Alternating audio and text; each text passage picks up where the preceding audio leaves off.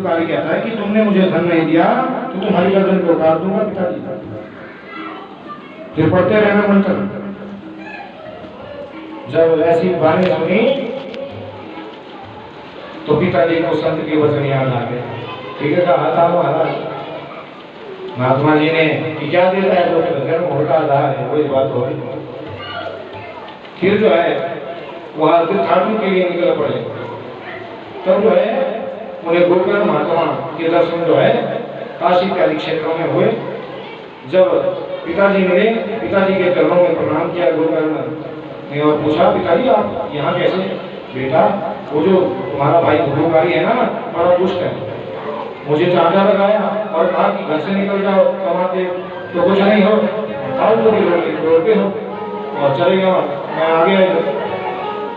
तो फिर कहते हैं महाराज गोकर्ण ज्ञान देने लग गया था पिताजी को, जिसे कहते हैं गोकर्ण गीता। क्या कहते हैं? गोकर्ण गीता। कि देहे अस्ति मासरुद्रे अभिमतं जगतम जाया शुकादिषु सदा ममता विमुञ्च पश्चादिशं जगिदं क्षणभङ्गनिष्ठं वैराग्यरागरसिको भवतिनिष्ठम्। देहे अस्ति मासरुद्रे, यह शरीर जो बना है ना पिताजी, हड्डियों और मांस और रक्त से बना है। और रामायण में तुलसीदास जी कहते हैं, जित जल पावर गगन समीरा ते रचित पंच अति अधम शरीरा। कि यह आकाश पृथ्वी जल वायु अग्नि से यह शरीर 5 तत्वों से बनता है और इसमें ही विलीन हो जाता है। इसलिए इसमें बड़ा मान नहीं करना चाहिए कि भाई जी हम तो सुंदर हैं और नहीं कोई सुंदर। नाम तुम्हारा तारणहारा, कब तेरा दर्शन होगा, जिसकी रचना इतनी सुंदर, वो श्याम सुंदर कितना सुंदर होगा। देखो जिसने हमारे को बनाया है ना, तो बनाने वाला तो कल्पना कर सकता है महाराज कि मैं इस वस्तु को कुछ ऐसी जैसी बनाऊंगा, इस पुरुष को ऐसे बनाऊंगा, स्त्री को ऐसे बनाऊंगा, हाथी बनाऊंगा, घोड़ा बनाऊंगा, भगवान बनाए। तो जो बनाने वाला है वो कितना सुंदर होगा, उसकी सुंदरता का कोई वर्णन कर सकता है? भला भला एक दास अपने स्वामी का ऋण चुका सकता है?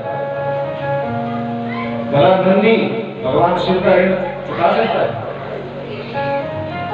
थोड़ा सी पुराण में जो है कुछ याद आ रहा है, सुनाना आ रहा है। ये जो बाहर बैठे हैं ना बैल, और जो अंदर बैठे हैं, एक तो मुझे परिहास की बात भी याद आ रही है कि नंदी बाहर क्यों बैठते हैं शिव अंदर में। ये कभी मिलेगा मौका तो आपको सुनाएंगे। लेकिन जो बैल है ये किसका रूप है महाराज? अभी आएगा ना बैल, जब राजा परीक्षित जी मिलेंगे तो बैल है धर्म का रूप। और जो भगवान शंकर हैं अंदर बैठे हुए, ये कौन है?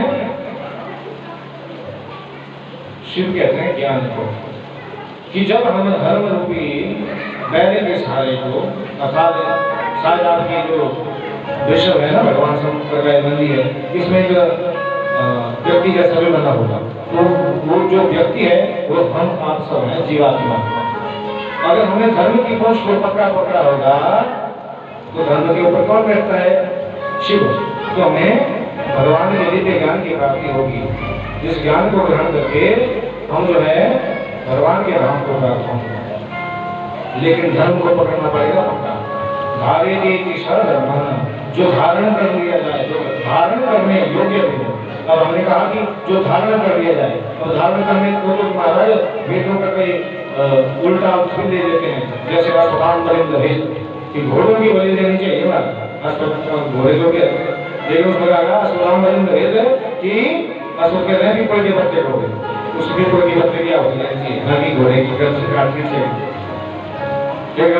विवाह संस्कार जब करवाते हैं तो उसमें आता है वरहा कन्या धर्म आवश्य कि वर जो है कन्या के हृदय को स्पर्श करे, ये होता है उसका असली अर्थ। लेकिन संस्कृत की भाषा में अगर उसे पढ़ा जाए तो उसका अर्थ ये निकलता है कि वो जो कन्या को मार दे, अगर कन्या को मार देगा तो शादी किससे करेगा? बोलो जय श्री कृष्ण।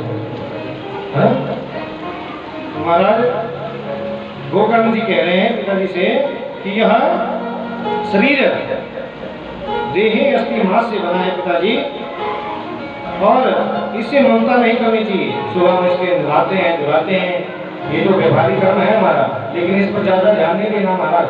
कभी तो महाराज खूब मॉल गाते हैं, आजकल चले हैं, हमें तो नाम भी नहीं आते उनके, क्या क्या क्रीम में चली आते हैं, क्योंकि हम तो करवटे लगाते हैं और काले रहते हैं। मेरे श्याम सुंदर भी काले, हम भी काले हैं। बोलो ना जय श्री कृष्ण। पिताजी इससे ममता नहीं करनी चाहिए। और ये जो आप देख रहे हैं ना पिताजी, जाया अर्थात जो आपकी पत्नी है, माता है, पुत्र है, ये सब झूठे बंधन है। मोह के बंधन को इनको काट देना चाहिए। इससे वैराग्य के शस्त्र, मन में वैराग्य धारण करना चाहिए कि रहूं मैं संसार में ही, लेकिन यह बात याद रखूं कि मैं गर्भ में भगवान से वादा करके आया था, प्रभु मैं प्रत्येक श्वास में आपका भजन करूंगा, लेकिन मुझे जन्म तो दो।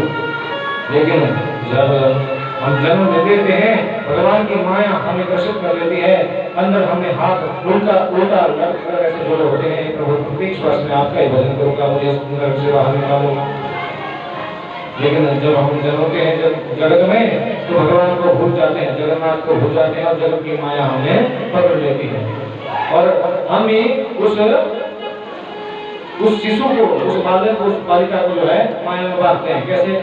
पहले तो वो ऐसे रोता है, पहले सब उससे रोते हैं, बेटा बोलो माँ, फिर पिता, फिर चाचा, फिर ताया, फिर ये, फिर वो, फिर कोठी बंगला, फिर वो बचता ही जाता है। जब कृष्णाओं में वह फंस जाता है, तब उसे कृष्ण नहीं मिलते। इसलिए जीवन की मिटे कृष्णा, जब वो सदा राधे कृष्णा। बोलो जय श्री कृष्ण। तो उससे ममता नहीं करनी चाहिए पिताजी। ये तो क्षण भंगर निष्ठा, ये तो क्षण भंगुर शरीर है। जैसे पानी का बुलबुला होता है, वह थोड़ी देर में आता है, और एक हवा का झोंका आता है, वो गायब हो जाता है, उसका पता भी नहीं चलता। वैसे ही हमारा शरीर है।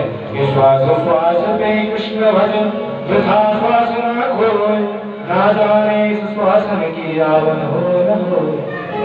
क्या बताए महाराज? कबीर जी कहते हैं एक सांस मेरे अंदर जारी है, दूसरी सांस में बाहर छोड़ पाऊंगा, कोई पता नहीं।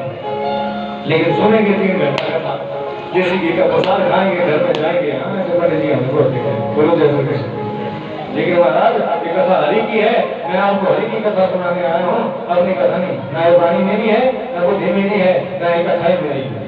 वाणी को भगवान सरस्वती के आदेश के द्वारा संचालित कर रहे हैं, ये प्रकार में जैसे में चल रही, और बुद्धि भी सरस्वती के द्वारा भगवान चला रहे हैं। तो इससे ममता नहीं करनी चाहिए पिताजी। वैराग्य के शस्त्र से जो है वो ममता के बंधनों को काट कर भगवान का भजन करने के लिए वन में चले जाना चाहिए। भगवान का भजन कहाँ होता है? वन में होता है। आपने क्या बनाया? घर। और घर को क्या कहते हैं? भवन। क्या कहते हैं? और घर को अलग कर दो थोड़ा, और वन पर रहने दो एक तरफ। तो भगवान का जो वन है वो तुम्हारा भवन ही है। तेरे पूजन को भगवान बना मंदिर आलिशान। सुना होगा भजन आपने। तो अपने घर को मंदिर बनाओ पहले। जब घर का मंदिर ठीक बन जाएगा, तुम्हारे जो पुत्र हैं, पुत्री हैं, तुम्हारी संतान है, उनको अच्छे संस्कार मिलेंगे, तो तुम्हारा मन भी सुधर जाएगा। और जब मन सुधर जाएगा, गोविंद में लग जाएगा, तो गोविंद वृंदावन से दौड़ा चला हुआ तुम्हारे गोविंद में बैठ जाएगा। बोलो जय श्री कृष्ण। ये सब हमारे लिए गोविंद बुला रहे हैं। तो महाराज जब पिताजी को ऐसा दिव्य ज्ञान दिया, गोविंद गीता सुनाई, गोविंद ने उनको सच्चा वैराग्य परमात्मा के प्रति जागृत हो गई, और वन में जाकर जो है अपने प्राणों को मन ज्ञान स्मरण ब्रह्म के द्वारा परमात्मा का ध्यान करके उन्होंने छोड़ दिया और चले गए महाराज भगवान के धाम। और घर में रहे 2 महाराज। कौन? एक है पाप और दूसरा है पाप को उत्पन्न करने वाला। पाप कौन है? धुंधुकारी। और पाप को उत्पन्न करने वाली है रुद्री। माता से कहता है धुंधुकारी, अरे मुझे धन दे, अरे मैंने सारे आभूषण भी तुझे दे दिए, तूने भी बेच आया, अब मेरे प्राणों के समान मेरे पास कुछ नहीं। तो सामने खड़ी पड़ी थी, उसको उठाता है, अभी तेरी गर्दन को काट दूंगा। आगे आगे दौड़ रहे ढूंढी, पीछे पीछे चला है ढूंढता, और एक कुआं, अंधे कुआं में जाकर वह ढूंढने की मृत्यु हो जाती है। अब रह गया धुंधुकारी, 5 वेश्याओं को घर में लेकर आता। एक दिन क्या हुआ, राजा के धन की मोहरे चुरा कर लाया और वेश्याओं को देने लगा। वेश्याओं ने विचार किया कि होना हो ये राजा की मोहरे लेकर आया है, अगर राजा को बात पता चली तो राजा तो हमारे को भी मार देगा। इसलिए उन्होंने क्या किया, खूब मदिरा उसको दिलाई और गरम गरम लोहे के सरिये जो है अंगारे जो है उसकी आंखों में डाल दिए और तरफ तरफ को उसकी मृत्यु हो गई। वहीं गड्ढा किया और वहीं से दबा दिया।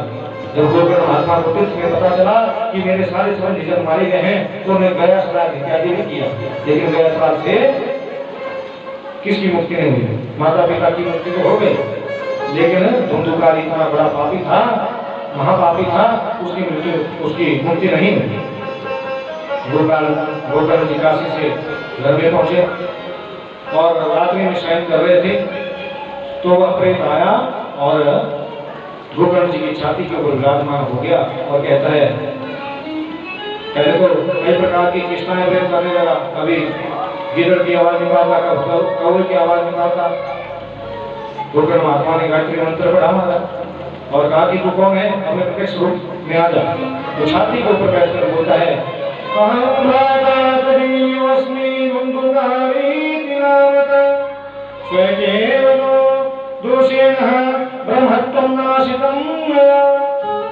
अरे भैया मैं तुम्हारा भाई धुंधुकारी हूँ। मैंने, अरे धुंधुकारी तू, मैंने तो गया का श्राद्ध तेरे लिए कर लिया, तेरी मुक्ति नहीं हुई। भैया मेरी मुक्ति कैसे होती? मैं माता पिता को सताने वाला, छोटे छोटे बालकों को कोने में डालने वाला, वैश्यागमन करने वाला, दूसरे के धन को चुराने वाला, मन में पूरी भाव रखने वाला, मैं इतना पापी हूँ। आप एक क्या 1000 गया श्राद्ध भी मेरे लिए करोगे तो भी मेरी मुक्ति नहीं होगी। गोकर्ण ने जब ये बात सुनी तो चिंता तो हो गई कि मेरे भाई की ऐसी दुर्दशा। मन में विचार करने लगे, इसका तो मुझे भविष्य में बड़ी गलती होगी कि गोकर्ण इतने बड़े ज्ञानी होकर अपने भाई की मृत्यु को दूर नहीं कर सके। महाराज सुबह संध्या उपासना के समय सूर्य भगवान को अर्घ्य दे रहे शुरू कर दिया। केति निहरंगल कर्ण सूर्यो भयो प्रकाश, सगल अंधेरा मिट गयो धरती धवल आकाश। बोले सूर्यनारायण भगवान की, सूर्य नारायण का स्वरूप है। हृदय की बात को जान गए कि गोकर्ण के मन में क्या चला है। गोकर्ण, मैं तुम्हारे भाई धुंधुकारी की मुक्ति का उपाय जानता हूँ। श्रीमद् भागवत सप्ताह करो, जिसके करने से अति से अति पापी जितने भी जितना मर्जी पापी हो उसकी मुक्ति हो जाती है। भगवान सूर्य के वचन सुनकर वहाँ तुम भद्रा नदी के तट पर जो है रेत को इकट्ठा करके व्यासपीठ लगाई और वहाँ बैठ गए। ग्रामवासियों को निमंत्रण करके बुलाया, जैसे आप लोग आए हैं, और बैठ गए कथा सुनाने। फिर महाराज जब कथा शुरू होती है तो वो कहे पवन पुत्र, बोले पवन पुत्र हनुमान की, हनुमान जी आ जाते कथा। जब हनुमान जी आते तो नाम है पवन पुत्र, तो हवा चलती है। जब हवा चलती तो प्रेत होता है वायु, वह प्रेत धुंधुकारी जरूर का चला जाता है। फिर गोकर्ण आत्मा से कहा कि मैं भगवान की कथा को त्रिवेदी से सुनना चाहता हूँ, आप मेरे लिए उचित स्थान की व्यवस्था कीजिए। तो सामने ऐसे 7 लाख द्वारावास पड़ा था। 7 लाख द्वारावास जब देखा तो उसमें बिठा दिया महाराज किसको, धुंधुकारी था। और 7 घाट कौन है, क्या है 7 घाट? पहले अज्ञान, संसारिक जो अज्ञान है ना हमारे अंदर, पहली ग्रंथि है ये अज्ञान, और दूसरी है अस्मिता, और तीसरी है राग, चौथी ग्रंथि है हमारे हृदय में लगी हुई द्वेष, 5वीं ग्रंथि है अभिनिवेश। मैंने धन लागे 4 महीने के घर को तो चाहे गलत काम कर चाहे कुछ कर। अहंता, अहंकार, सेठ तो हम ही हैं संसार में, बाकी को नौकर हैं। और ममता, ये मेरा बेटी, ये बहू, अरे मेरे बेटे से कोई श्रेष्ठ नहीं है, मेरा बेटा फर्स्ट क्लास ऑफिसर है, ममता। जब ये ग्रंथियां हमारे अंदर हैं और जब तक ये नहीं टूटेंगी, ये हमारा 7 गांठ वाला बांस ये शरीर ही है। तो पहली गांठ कहाँ होती है? पहली गांठ है यहाँ गले के पास, जरा हिलाओ से कर दो। 1, दूसरी गांठ है यहाँ 2, तीसरी है यहाँ 3, चौथी है ये 4, पांचवी है यहाँ 5, छठी है चांद के पास यहाँ, और सातवीं है तलवे के पास नीचे, 7 ही है। तो है बाह्य गांठ जो आंतरिक गांठ है, और ज्ञान, अस्मिता, राग, द्वेष और विवेश, महंता, ममता, ये जब तक जो नहीं होगी तब तक 1 क्या 1000 का लाख भागवत की कथा सुन लो, आपका कल्याण नहीं। बोलो जय श्री कृष्ण। बस इससे ही होगा कल्याण। किसे? जय श्री कृष्ण से। क्योंकि तुलसी बाबा कहते हैं कलियुग केवल नाम आधारा, कलियुग केवल नाम आधारा, सुमेर सुमेर जन उठ नहीं पारा, सुमेर सुमेर सभी का रही पर सत्य सरे लो, सभी का रही पर सत्य सरे लो, सो दिन निवारी कछु संदेह, सो दिन निवारी कछु संदेह। राम सिया राम सिया राम जय जय राम, सिया राम सिया राम जय जय राम, सिया राम सिया राम जय जय राम, सिया राम सिया राम जय जय राम। भगवान की भैया भोजन नहीं किया ना, थोड़ा जोर से बोला नहीं जाता। आप आंतरिक बोलते हैं, लेकिन जब आप जोर से बोलते हैं तो हमारे पास लगता है कि आप भगवान की कथा सुनने आए हैं। तो भगवान तो सब जानते हैं कि आप किस भाव विश्वास को लेकर यहाँ आए हैं। तो बोलो ना जय श्री राम। भक्तों के बनाए जो बिगड़े काम, उनका नाम है जय श्री राम। तो महाराज जी जब भागवत की कथा प्रारंभ हुई, 7 गांठ को तोड़ता हुआ वह धुंधुकारी दिव्य नारायण रूप लेकर, नारायण जैसा चक्रवर्ती रूप लेकर प्रकट हो गया और वंदन करने लगा महाराज भागवत जी का, और कहने लगा अरे धन्य भागवती वार्ता प्रेत पीड़ा विनाशिनी।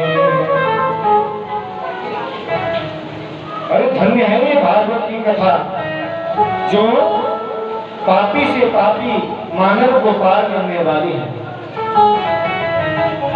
जय माता बुद्धि भैरवा, जय माता तारा, हम पापी मानव को केवल तेरा ही सहारा। तो इनका नाम ही पार ले जाने वाला है। नाम की बड़ी महिमा है महाराज, नाम की महिमा कल स्मरण रहा है। कृपा से समय की विनम्रता को देखते हुए तो आप मगर बताया जाएगा। अच्छा, समय पूर्ण हो चुका है, तो कथा भी आज की माध्यम की आचार्य जी पूर्ण हो चुकी है। तो भागवत की वंदना करते हुए वही जाने लगा महाराज और कहने लगा, फिर उसको विमान लेकर विष्णु पार्षद आए, अकेले जाने लगा। गोकर्ण जी ने कहा महाराज ये क्या बात होगी, इन श्रवणार्थियों ने तो कथा सुनी, इनका कल्याण क्यों नहीं हुआ? बोले श्रवण भेजे कार्य, ये श्रवण का भेज महाराज, ये तो बीच में हमें पानी पीते। बोलो जय श्री कृष्ण। और बातें करते हैं, इधर उधर देखते हैं, लेकिन अपने चित्त को, अपने मन को धैर्य धारण करता हुआ धुंधुकारी ने इतनी एकाग्र विधि से कथा को सुना कि उसकी राग द्वेष सारी ग्रंथियां फटकर आत्म साक्षात्कार उसे होकर आत्मा का साई भटक में इस बार के 1000 रुपये करने, उस 1000 में से जो 999 टुकड़े होंगे, उनको साइड में कर देना। जो एक टुकड़ा और 1 लाख टुकड़े करने उससे भी सूक्ष्म है आपकी आत्मा। इतनी तलीनता में चला गया भगवान के भजन में कि 7 योगियों को तोड़ता हुआ आत्म साक्षात्कार करता हुआ कि अहम ब्रह्मास्मि, अरे मैं तो वो हूँ जो भगवान है। हम सोहम शिव हम, कि मैं तो शिव जी हूँ और शिव ही मैं हूँ। जो शिव जी है वो मैं हूँ और जो मैं हूँ वही तो शिव है। अर्थात ये नहीं कि मैं भगवान हूँ, कि आत्मा रूपी परमात्मा की शक्ति मुझ में विद्यमान है। मैं परमात्मा से वादा करके आया था कि मैंने प्रत्येक श्वास में आपका भजन करना है, लेकिन भूल गया और याद आया तो हरि ने अपने पास बुलाया और कृष्ण उपासकों के साथ बैठकर हरि लोग को आराधना लगा। फिर दूसरे जो है गोकुल महात्मा ने कहा कि सब ग्रामवासियों ने एकाग्र बुद्धि से सुनी। अगर आप भी सुनेंगे तो भी जैसा भाव विश्वास ठाकुर के दरबार में सच्ची श्रद्धा लेकर आए हैं वैसा ही आपको फल मिलेगा। और भागवत की वंदना करने लगा और कहने लगा, भागवत की वंदना, व्यास जी की वंदना, अंजना के वंदना की बार बार वंदना। भागवत की वंदना, व्यास जी की वंदना, व्यास सुख सुख